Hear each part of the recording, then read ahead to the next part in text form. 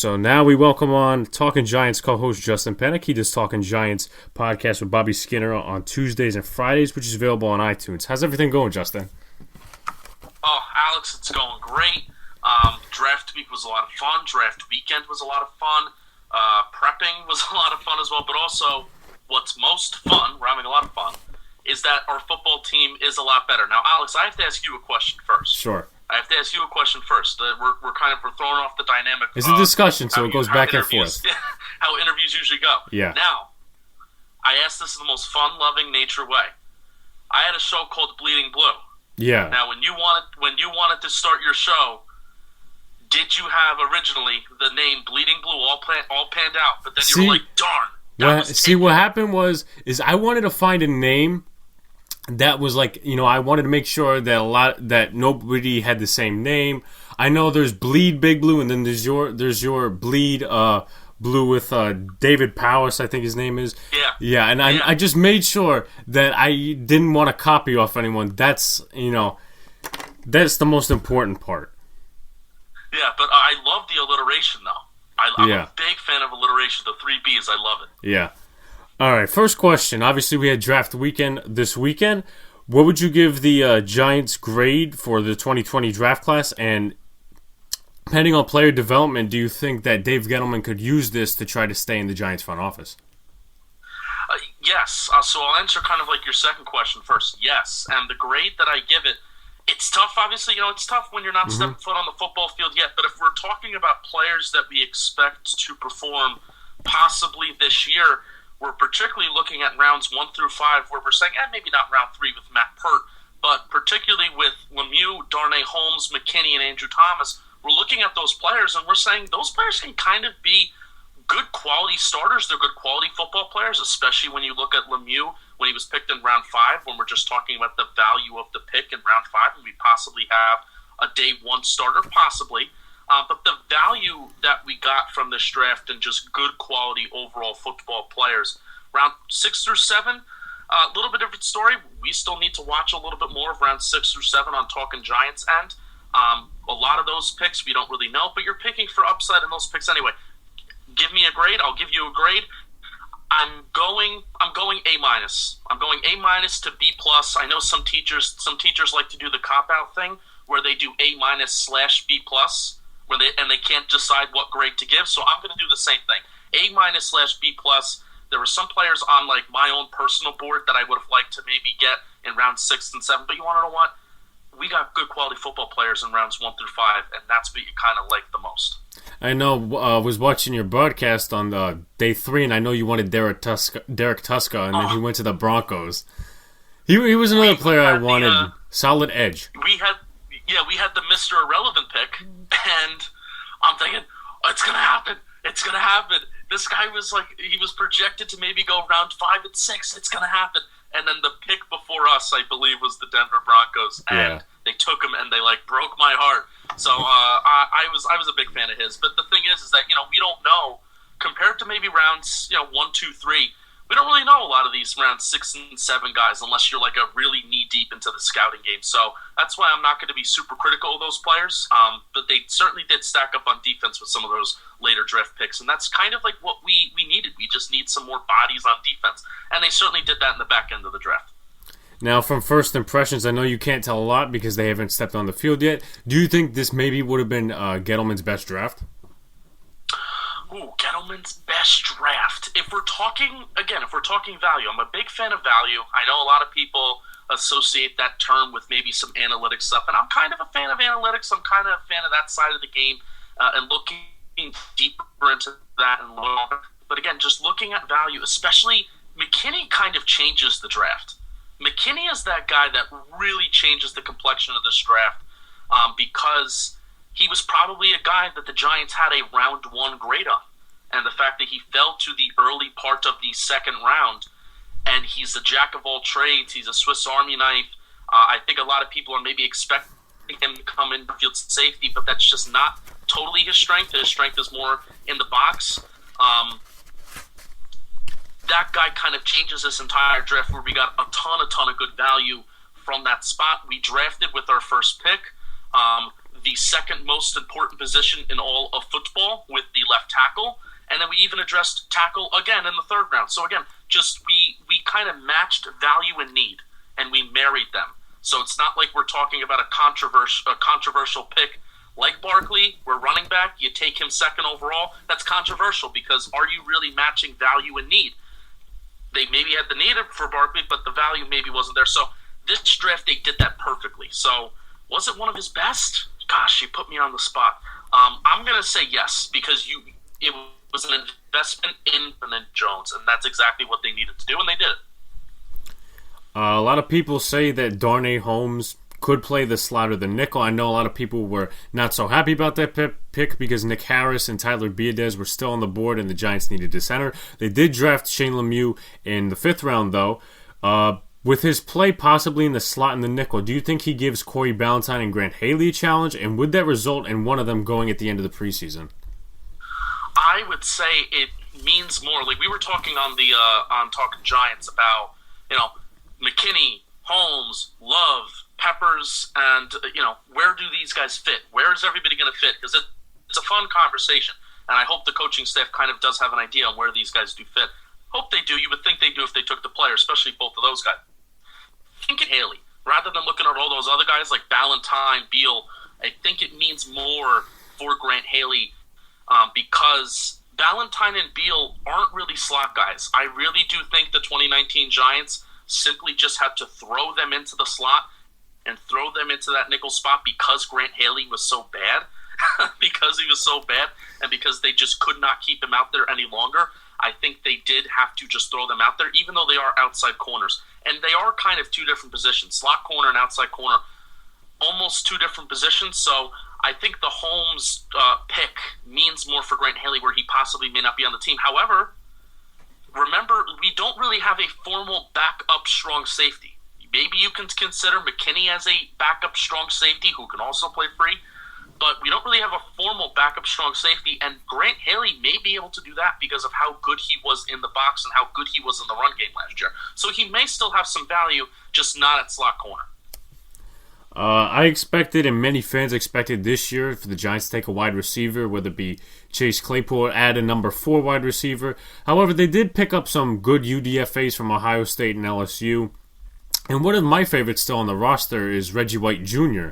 Now, do you think at the end of the preseason the Giants, do you think that they come out with 2 UDFAs on the roster, or are they going to pick somebody up from the waiver wire? You know what? That's a good question because I forgot about old Reggie White Jr. It was the big storyline was 2 things. You had Odell Beckham Jr.'s number, so you're carrying a storyline just when you're carrying that number. But number 2, you mentioned David Powers, how he's the co-host of Bleeding Blue.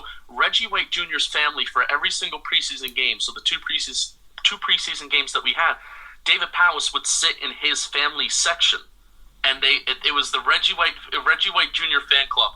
So I'm kind of rooting for him, especially since I sat with David for some time in the preseason, got to see his family. Very nice family. We told him we were rooting for him, and we were rooting for him on the podcast. So that's very possible. I like Benjamin Victor. It's not Benjamin Victor. It's Benjamin with an I. Yeah, it's weird. Yeah, and then there's Benjamin Victor. So he's 6'4". He's got to add some muscle mass. You hope that he's working on that. Hey, it's quarantine. Go eat some pasta every day. So hopefully he adds some muscle mass because he's a little under, I believe, 200 pounds, even though he is 6'4". But he's a big play machine. I like, again, value.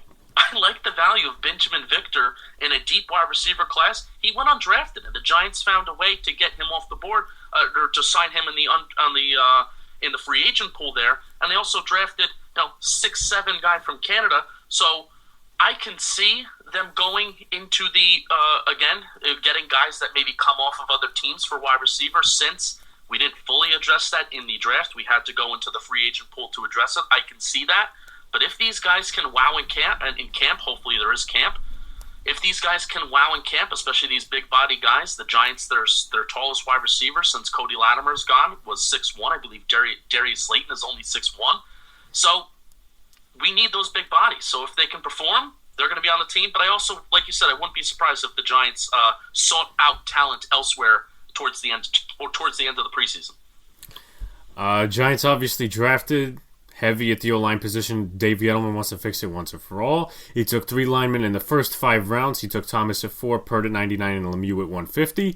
Do you think the Giants start Thomas right away at right tackle and then mid-season move Solder to the bench, move Thomas to left tackle, maybe give Pert some time at right tackle?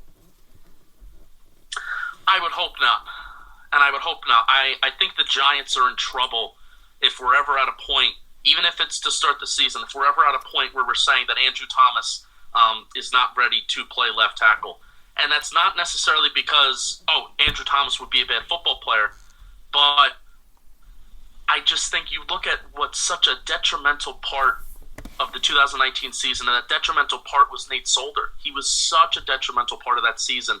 He would cost points. He would cost drives. He would be the single-handedly why Daniel Jones would fumble the ball at times. And I understand the off-field circumstances, but I'm rooting for Nate Solder. You root for the guys in blue.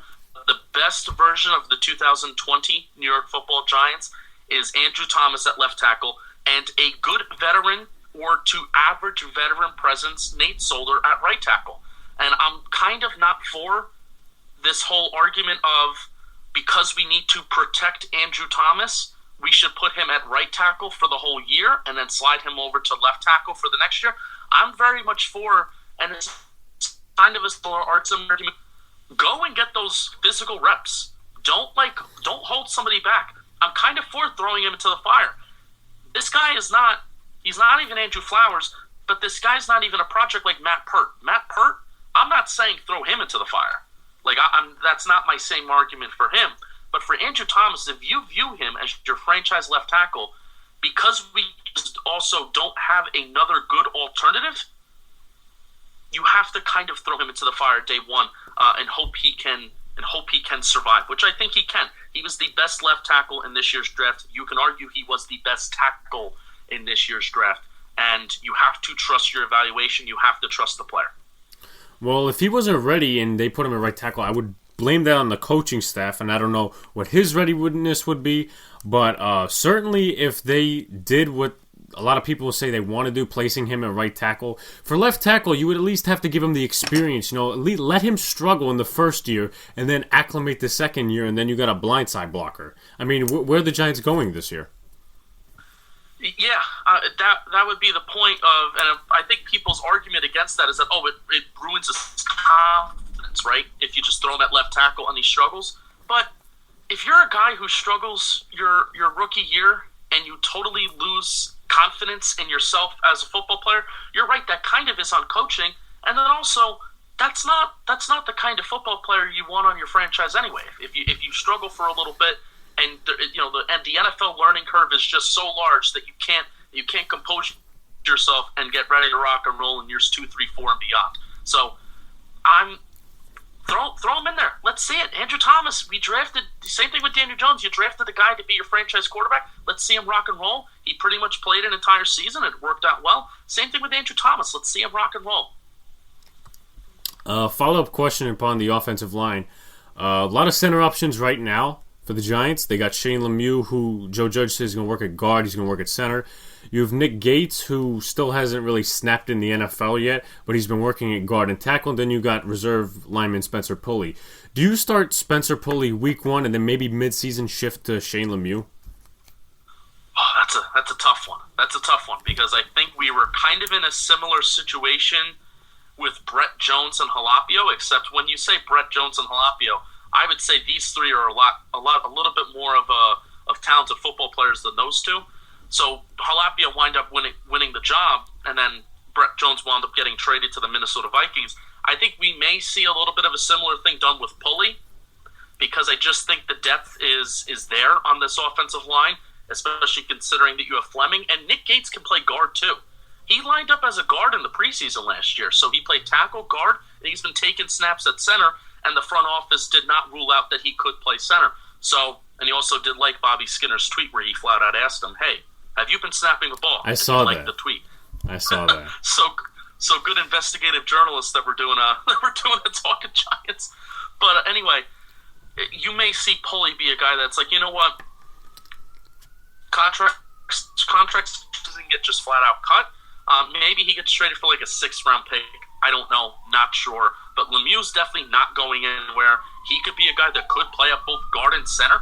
Versatility, something that Joe Judge clearly likes. He likes his guys that are versatile. So Shane Lemieux could be a guy that could possibly step in and play guard or center if Hernandez, your starting center, or just flat out wins this day one center job because he has play strength.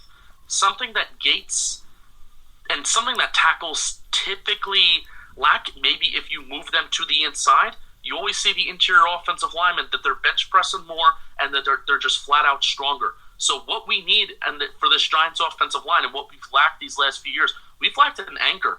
We've lacked a guy that just has incredible play strength in the middle of that offensive line. And Lemieux can certainly bring that. Gates can bring maybe a little bit more of the finesse game. He has the good footwork, and who knows? Maybe he can bring that anchor and have that play strength. But gosh, it's going to be fun. It's going to be a lot of fun camp battles. I would hope that they wouldn't make a move in the middle of the year. But if it's necessary, again, a lot of moving parts, you may need to bench Nate Solder. And if you bench Nate Solder, Gates is but then you also have Fleming. I would say Gates is a better right tackle option than Fleming, and then you would have Lemieux or Pulley step up at center. But I don't think they're keeping all three. I don't think they're keeping Gates, Lemieux, and Pulley, and I think that leaves Pulley being the odd guy out where he either gets cut or he gets traded for like a 6th-round pick. Now, both Lemieux and Gates are young guys.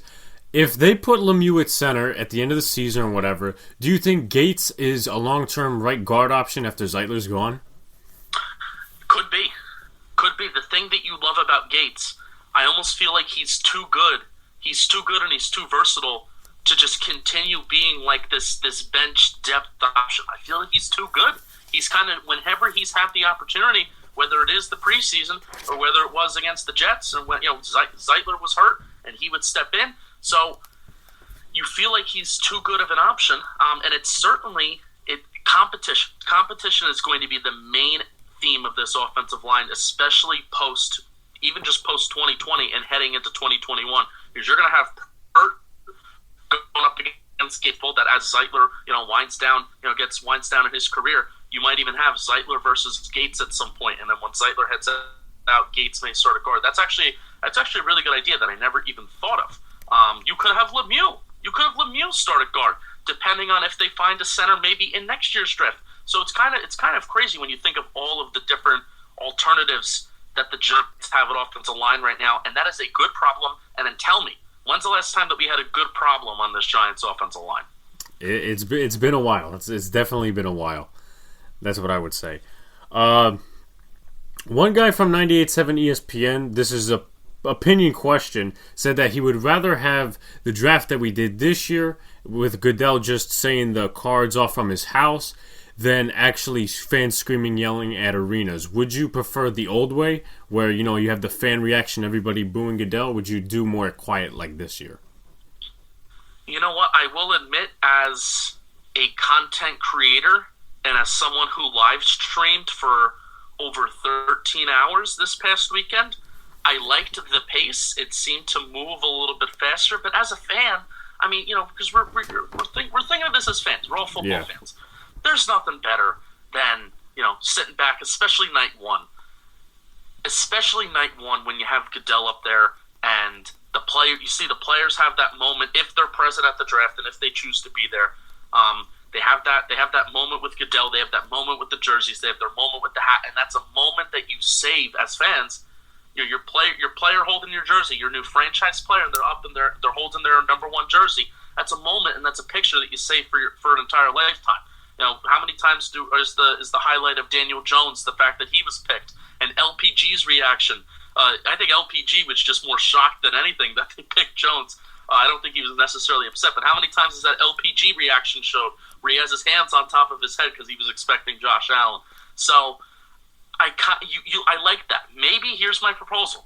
And I understand this would be less of a moneymaker for the actual city itself, but in a perfect world, in Justin's perfect world, we have night one of the draft. It's done in person. It's done. Goodell's up there, and the players get to go up there. They get to have that moment with their, with their new franchise. The fans get to see it as well. But then days next to, and it's done kind of like in the quicker, more efficient way. I kind of like that proposal, even though that never would happen. But it's Justin's perfect world. Okay, Stephen A. Smith said earlier that the Giants didn't have a good draft with the first pick because he thought Simmons was a better pick. He thought Wills was better because a lot of people say that he was better. Critics and scouts saying that, and then Becton because he mauls players. Now, this person who tweeted his what he said reacted to him and said that Becton is a much bigger project. Would you agree on that one? Yes. I don't think we're having the same excitement conversation if, let's just say, we traded back. Like, I don't. Mm-hmm. You're not taking. Now, here's the thing: you're flat out not taking a project and a prospect like Mekhi Becton at 4. You're just not. You feel better at taking Andrew Thomas, who is much more of a surefire pick. You feel more fine with that of taking him at 4. But let's just say if we traded back with the Raiders at 12, right? And a lot of fans wanted to trade back because they just flat out don't feel that taking an offensive tackle or taking an offensive lineman at 4 is worth it.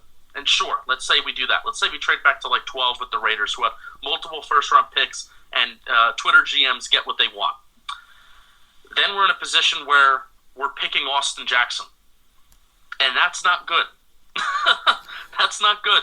Austin Jackson and Eric Flowers right now, you know that Spider-Man meme? Where they're pointing at each other? I saw that. And it happens so much because Austin Jackson's probably going to be playing left tackle for the Dolphins, and Eric Flowers is going to be at left guard. So that's not going to be good for him, depending on how Flowers plays at guard. That's my big joke that they're both in the Spider-Man costume, and when they both show up to the Dolphins facility, whenever day one is for them, they're both going to be pointing at each other and saying, "Are you me? Am I you?" So that would have been bad. Again, not meeting value and need.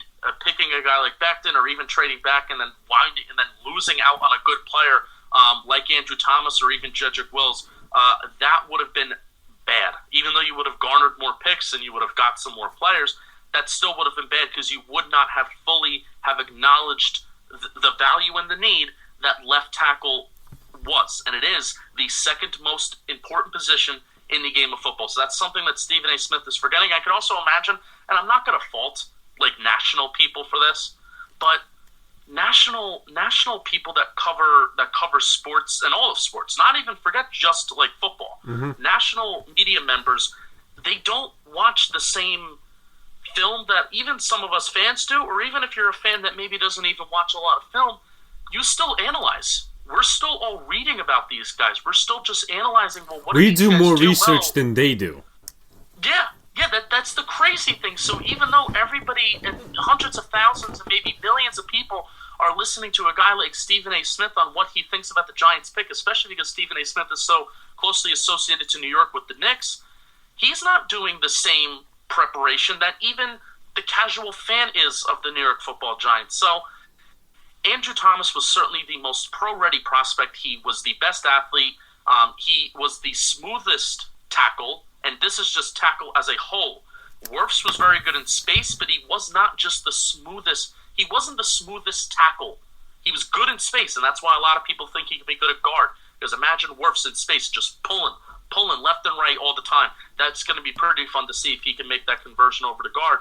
It would be more controversial if they would have overturned it. So he's a little bit more choppy, he's a little bit more robotic. And because Thomas is such a good natural athlete as a tackle, not just a guy that moves out in space in his 40-yard time, but he's a good, smooth athlete in the way that a left tackle and the way that a tackle needs to operate, that's why people say, and that's the logic behind Andrew Thomas has more of an upside compared to any other of these tackles because of how smooth of an athlete he is, and he can fix the little things that maybe he is wrong with his game. So, Stephen, I could not disagree more with Stephen A. Smith, because if we were to take Isaiah Simmons, again, good, you got a good player. We would have been happy with it. We would have talked ourselves into it, but it wouldn't have been matching up value and need and marrying those two things together.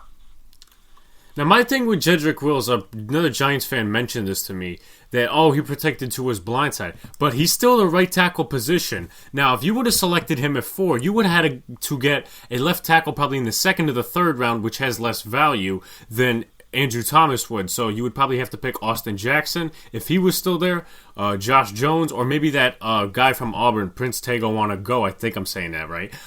Now, would you really want less value at the left tackle position, the blindside blocker for your franchise quarterback?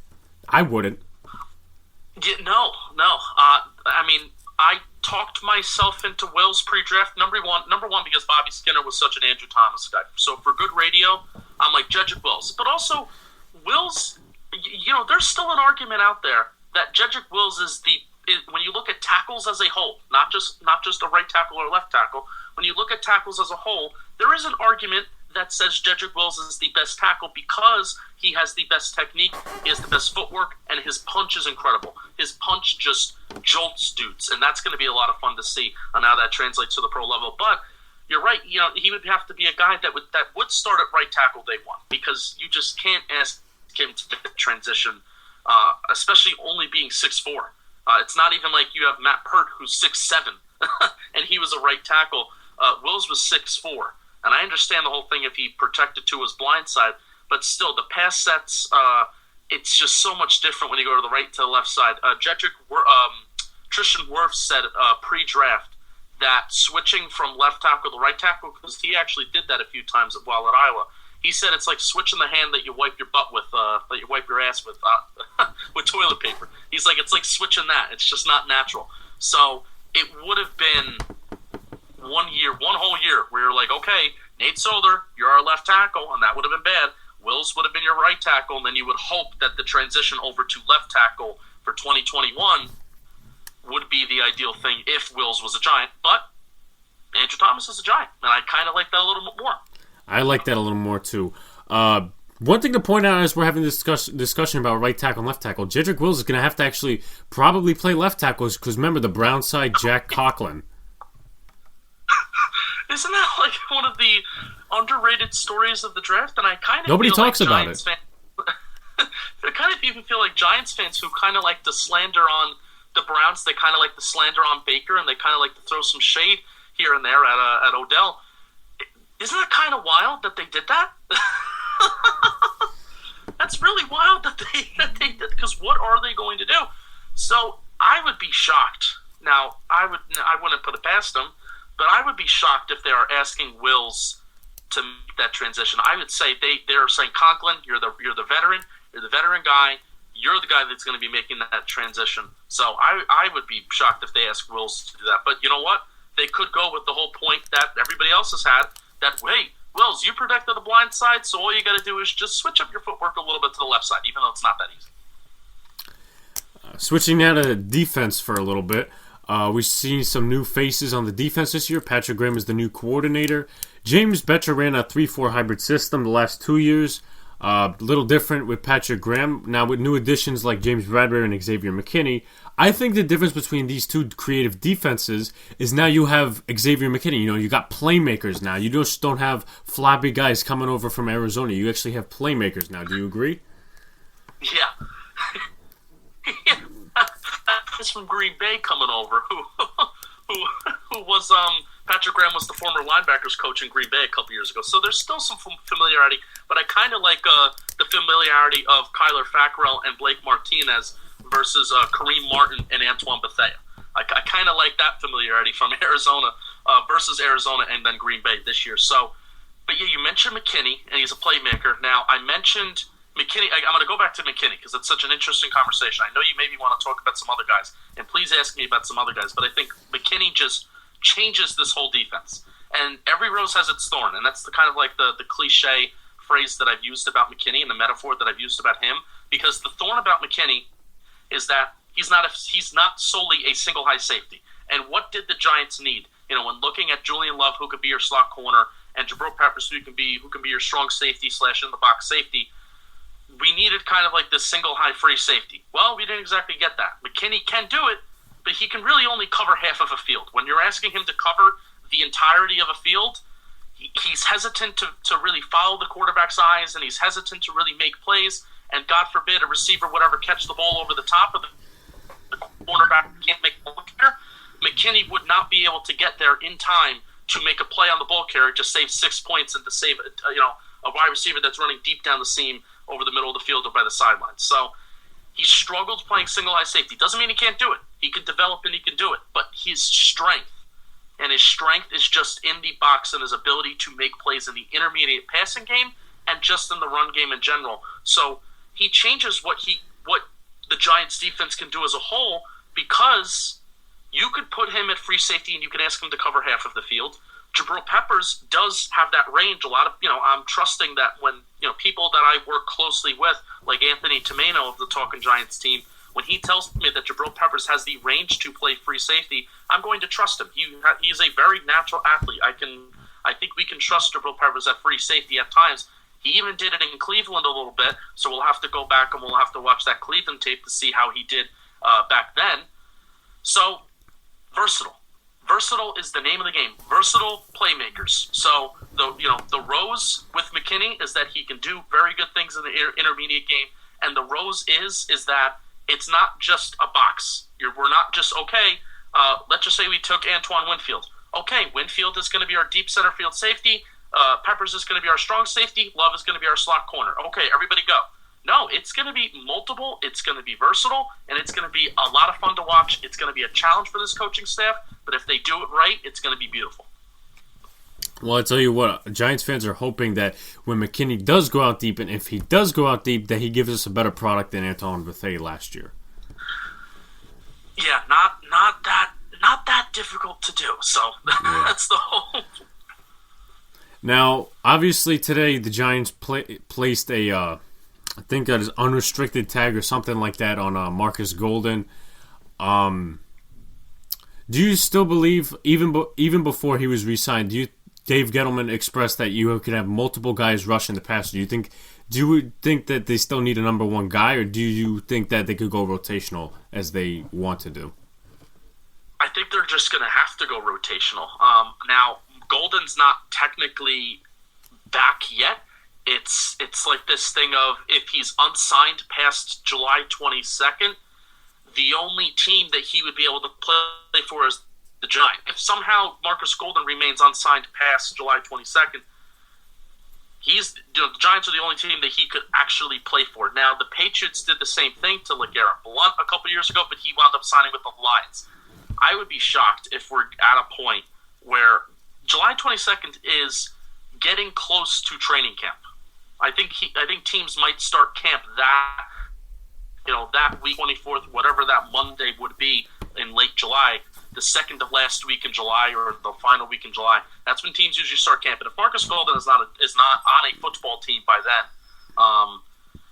that's kind of, I would be shocked. I would be absolutely shocked. But it's funny. Field Yates in the actual tweet, he spelled Marcus Golden wrong. He spelled it with Marcus a C. Golden with a C and not a K. What are you doing, Field Yates? Be good at your job. No, but it's going to have to be multiple. To answer your question, Jadeveon Clowney ain't coming knocking on our door. So we're going to have to rely on a big step up from Oshane Ximenez. We're going to have to really rely on a big step, including from Marcus Golden, if he is a Giant, which I'm praying for. Kyler Fackrell, he's a guy that actually didn't get a ton of pass rushing opportunities because both last Smiths. year in Green Bay. Yeah, because of both Smiths, right? So what they had him doing is they would have him lining up like in the A gap on like third downs, and also he would only come in on third down.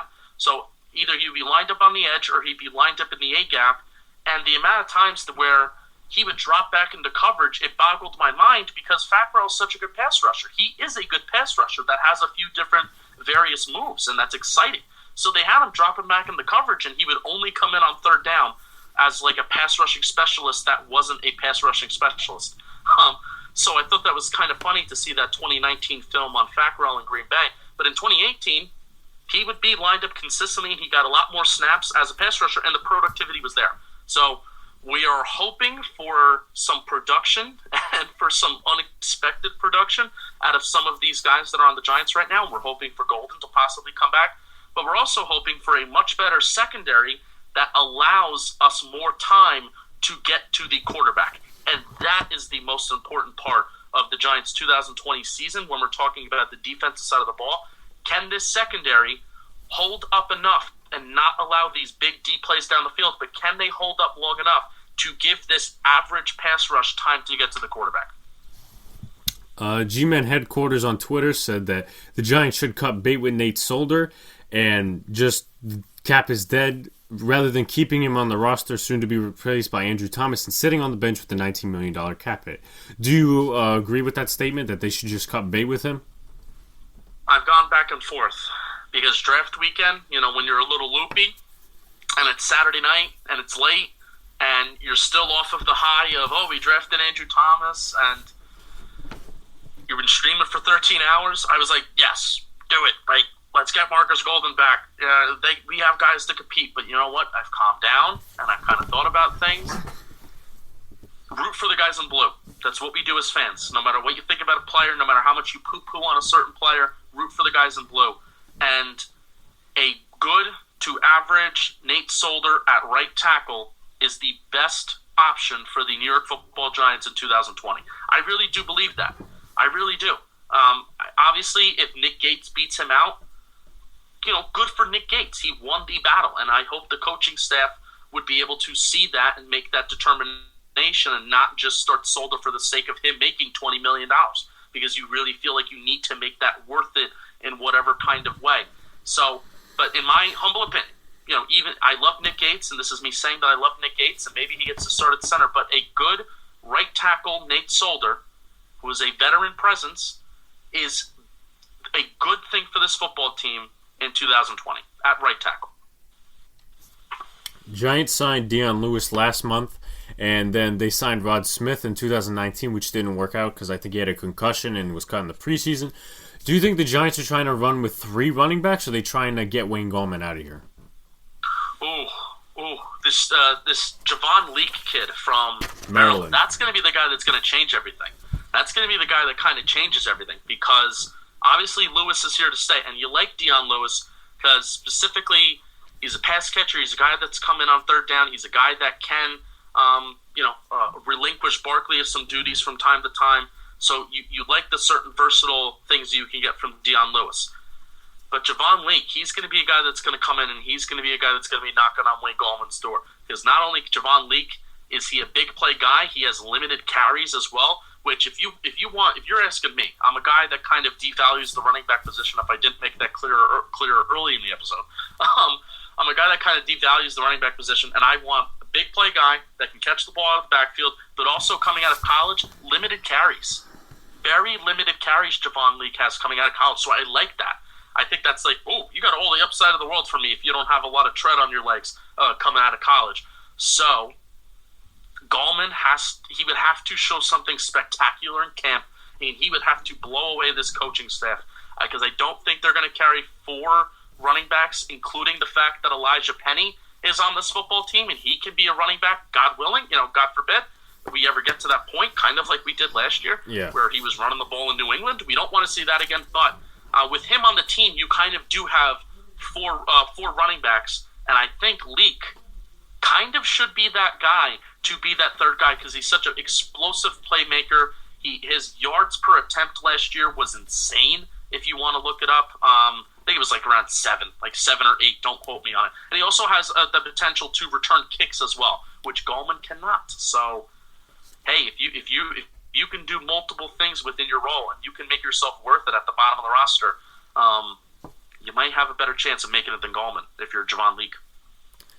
New York media has criticized Joe Judge for supposedly trying to be or act like Bill Belichick without the rings. Now, what are your thoughts on that statement, or do you think he's trying to put together a culture? This is the thing that I've had trouble with. Bobby Skinner has been so on board with yes, this defense is going to be versatile, and all these things that Joe Judge is saying, and all the things that we're preaching right now. It's nice, and I love it. I'm so behind it. But I'm still at this point where it's show me it on the football field in order for me, before I'm fully yes, I'm totally 100% bought in. I love it. It's a much better message and a much better theme of this franchise of where we're going compared to in years past where it just was we're going to ho-hum go about our business. I think we had, it was probably Bobby that went back and rewatched Pat Shurmur's initial press conference from when he was hired, compared that to Joe Judge's press conference, and they were laughing, they were having a good time. The reporters were, they were giving jokes and whatnot. And that was not Joe Judge's initial press conference. Complete opposite. It was, I'm here. I'm rocking and rolling. I'm about smart, fundamental football. I'm about hitting hard. Hitting it. We're going to play in pads. I'm like, oh, I love that. But if it doesn't work, I mean, this is the thing. And this is the thing that the points that the national media are making when they're saying if it doesn't work, it's going to be bad and it's going to look bad. That's very true. But some people in the national media that are making jokes just about, oh, Joe Judge is a special teams coach that just refuses to name players on his roster. I can live with that stupid, idiotic tweet and that stupid, idiotic observation. Like, I could live without that. But if the Giants win, this guy's going to be held up as the king of New York. But if they lose, this is going to backfire back at him, and I would not want to be him if that's the case. Now, Evan Ingram has not started a full season yet, but Jabril Peppers also got injured mid-season last year, and you could kind of rely more on Jabril Peppers than you can Evan Ingram in certain cases. A lot of talk about Evan Ingram being traded. Do you think the Giants should pick up their fifth-year options? Yes, unless somebody comes in and blows you away with an offer for Ingram, would not offer that for Peppers. I think Peppers is too valuable to this football team. He had a really, really good 2019, especially in coverage. Peppers' 2019 was the best that he had in his entire career, mostly because I think you got him settled in one position. So that's something to talk about as time goes on too, because in Cleveland they had him playing in multiple spots and it just wasn't good. So that's something to talk about.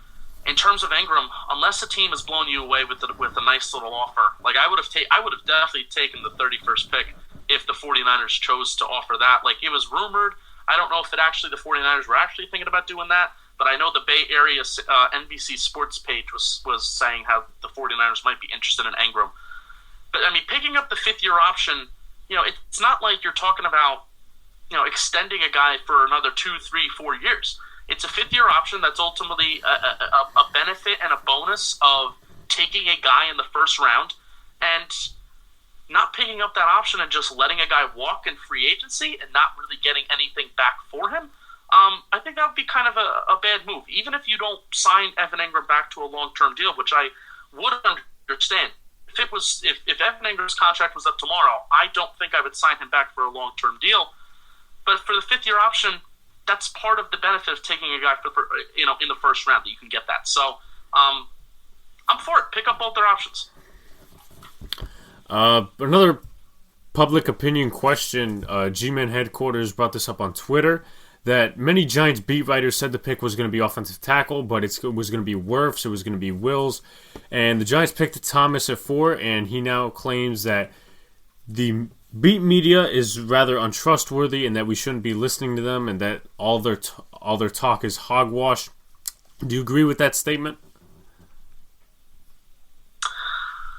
I'm not going to go as far to just say that it's hogwash, but I will say this cycle for the draft, it showed us something about beat reporters a little bit, but it also showed us something about the Giants and how often has it been hours before the draft, and the odds drastically are changing for Las Vegas in favor of a certain player, and that player is the actual pick, and he was the favorite at the time. Because the Giants have had a problem of a leaker. Picks have been leaked the last couple of years, and I think even going back to the Barkley pick, and that's when I really started following the Giants very in depth.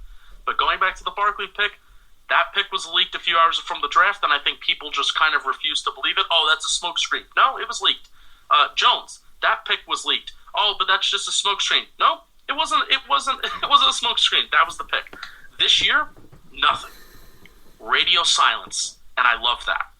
I absolutely love that. They might have given people the impression that Wirfs was their number one tackle, and I'm thinking to myself, I'm making videos on social media where Wirfs is crossing up his feet.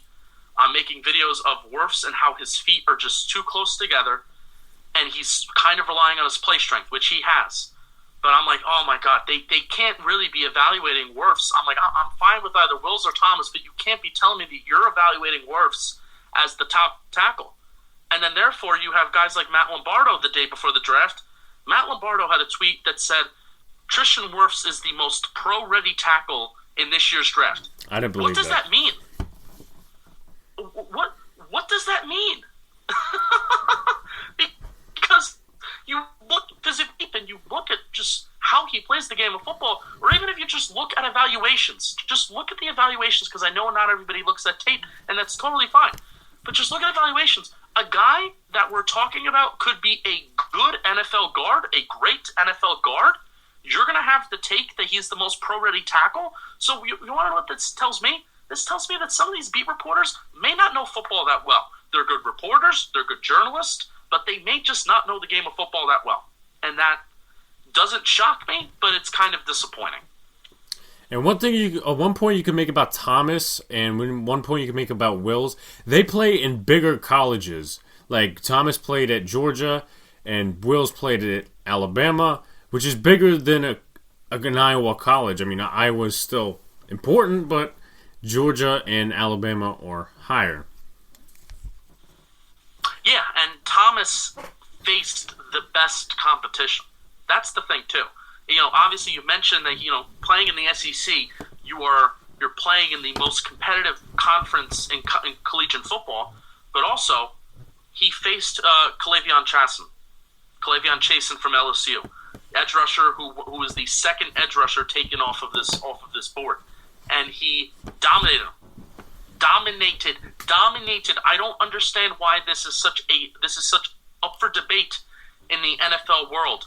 Where who won that matchup, that Georgia LSU matchup between Thomas and Chasen? It's not up for debate. Thomas dominated him, and then also Thomas also went up against Julian Okwara from Notre Dame, who was also a pretty darn good edge rusher. He might have, or you can make an argument that he was the third or the fourth best edge rusher in this draft. And Thomas had a pretty darn good game against him too. So he's gone up against the best competition. And I made a compilation of all of the games that all of the Giants draft picks have started today. I made that tweet today because I'm like, wow, this is a lot of games that they all started. Thomas has started 42 games. 42 games in his 3 years. Every single game except one. His first year, he played right tackle, and then the final 2 years, he played left tackle, didn't miss a game. 42 games started. So, played against the best competition, played well, and he's played a lot, and he has a lot of experience. Final question. Obviously, we should have a season. Who's your, not favorite, but who's the most exciting home opponent the Giants face this year for you? For me, it's the Steelers because, Big Ben is probably going to be his last year, possibly, and my best friend's a Steeler fan. I'm probably going to go to that game if the season goes well. Who's the most exciting opponent for you? I know Bucks would probably be on the list. Yeah, I mean it's definitely like just in terms of the top of my head, Bucks is the thing that comes right up to mind because Gronk has come back. Obviously, it will be the last time I will get to watch Tom Brady, and that's always rare because Tom Brady just has always played in the opposite conference. So the chances are you would only be able to see him once every 4 years. And the last time that I saw Brady, we did have a home game in 2015. That was a heartbreaking loss. Loss we had against Tom Brady in New England in that 2015 team. That was nobody's business. They had competing with anybody, but they held in tough. They held in tough there. But even before that, I was at the 2007 game, Week 17, where they basically kind of turned around their whole season that game, and it inspired them to a Super Bowl victory for that 07 season. So I'm looking forward to Brady, but always the divisional games, man. Always the divisional games. Dallas Cowboys. I always look forward to the Cowboys every single year. They're the team that bugs me the most. I've seen some classic matchups. I've been a regular season ticket holder since I want to say they won the Super Bowl. So it was 2008, and going to a Cowboys game every year, it breaks your heart, but also you can get so excited, when a team's able to put together a good win against Tony Romo. Or how many times where we have seen Tony Romo absolutely break our hearts. So I always look forward to the Cowboy game, but Tampa Bay Bucks is going to be one of those games that I absolutely cannot miss simply because Tom Brady. It's going to be the last time we'll be able to see him. So now, something I also just thought about, I was, present to us is obviously having primetime games. I kind of was upset last year because we didn't get a Sunday Night Football game. We got 2 Monday Night Football games. I was kind of upset last year. There's nothing like Sunday Night Football. There's just not, doesn't it just have a different feel to it? Yeah. Like just the quality of football games that are played on Sunday night for whatever reason. And I know ESPN and NFL Network, and CBS, whoever shows Thursday Night Football, they know it. They know it. There's just a different feel to Sunday night. I think that used to be Monday night. I think Monday Night Football has more of like this historical importance. I don't know. We're both very young, so we wouldn't know. But Sunday Night Football, that's like what we grew up on. The Giants, Cowboys, they're playing Sunday night, week 1. Clear everything off. They're in Jerry World, and they're playing on Sunday Night Football. So I do kind of miss it now as a content creator and as a person who records episodes after every Giants game.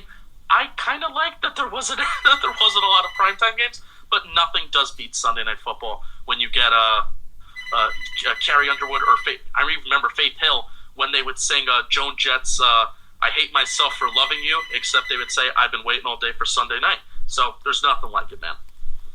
Justin, I appreciate having you on. No problem. This was a lot of fun. This was a lot of fun. Alex, thank you for having me on. Hope to be on again. I would definitely love that too. Thank you for coming on. So that was the co-host of Talking Giants, Justin Penik. He does it with Bobby Skinner every Tuesday and every Friday. Their podcasts are available on iTunes. And that's going to wrap up today's episode. Subscribe to our YouTube channel, like our videos, and our podcast is also available on Spotify and Podbean. If you haven't already, check out yesterday's video, which is about my first impression and my first thoughts on the 2020 New York Giants draft class. On Wednesday, we're going to be having former Giants defensive tackle Stacey Dillard, and we're going to see his thoughts on the Giants. This is Alex Guyvich-Podich signing off. See you later, everyone, and have a good day.